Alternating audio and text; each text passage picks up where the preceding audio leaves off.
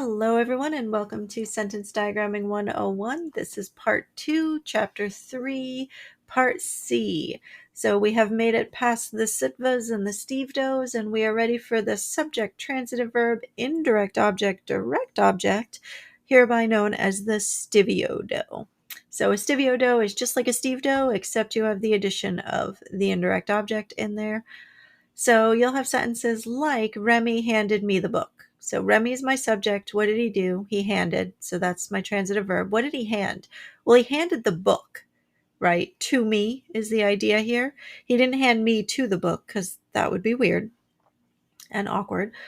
He is handing the book to me. So we've got book being my direct object, leaving me as the indirect object.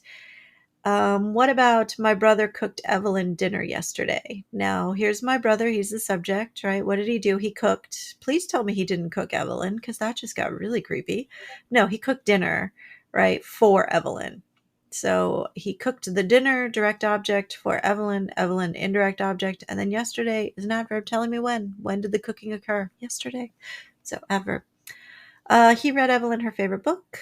So he is my subject. Read is the verb. And then what did he do? He read the book, and then he read that book to Evelyn. So book is the direct object, the thing being read, and then Evelyn is receiving the reading indirectly, making her the indirect object.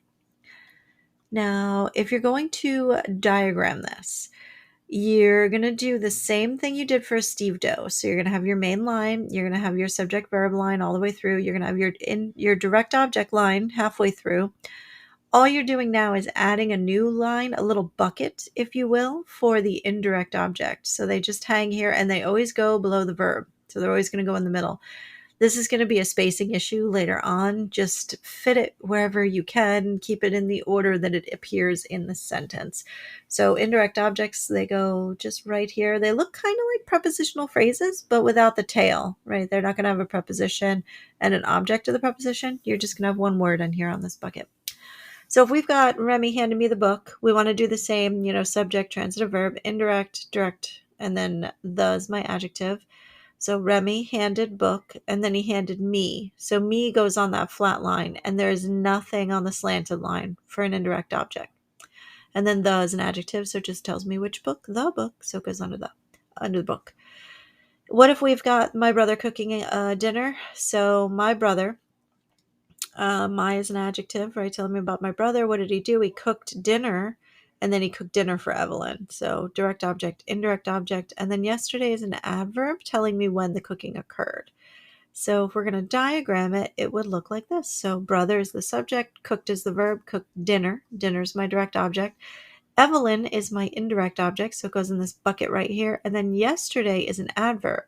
So Evelyn in this sentence comes before yesterday, so that's why Evelyn is left. And yesterday is right.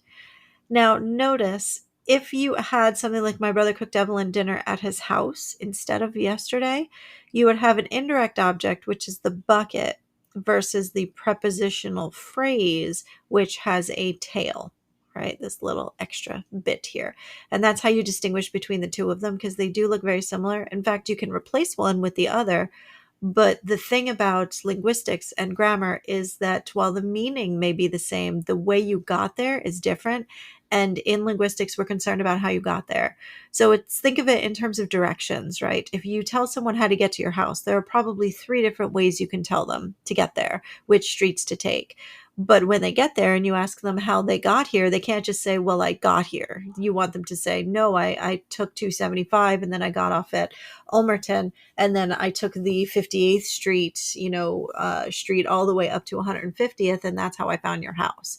That's different than, oh, well, I came by Roosevelt and I turned down 62nd Street and then I came over through Sunset Point and that's how I got to your house. You both got to my house, but you've got 2 different ways of doing it. Think of the indirect object as taking the highway and the prepositional phrase as perhaps taking the streets, or, whatever the equivalent would be in your neighborhood. They're just different ways to reach the same location. So if we wanted to move on and do that last one, right? He read Evelyn her favorite book. You're like, he read the book. So that's the direct object and making Evelyn the indirect. So she goes on the bucket, and then it's her book and it's her favorite book. Now, we can have compound indirect objects. You just have to really plan your spacing because you're going to draw one of these crazy little rocket ship things, but it's going to be attached to that indirect object line. So if you've got Mirabelle's mom, I don't know if you've seen Encanto, but it's great. So she gives the townspeople and her family excellent food. So she's giving them the food, and then she gives that to the townspeople and her family. So they're both the indirect object. So you just have to sort of make a little spike here that splits the two indirect objects. You can also have both, right? Louisa handed Mirabelle and Isabel. So they're the indirect objects, plates and cups. And then there were plates and cups. Now it is cups for the table. Because for the table is after cups, it goes here. If it were like plates for the table and cups for the dishwasher or something, then plates for the table would go here and cups for the dishwasher would go there. So you have to pay attention to what word your prepositional phrase is modifying, and that'll help you figure out what line it goes off of.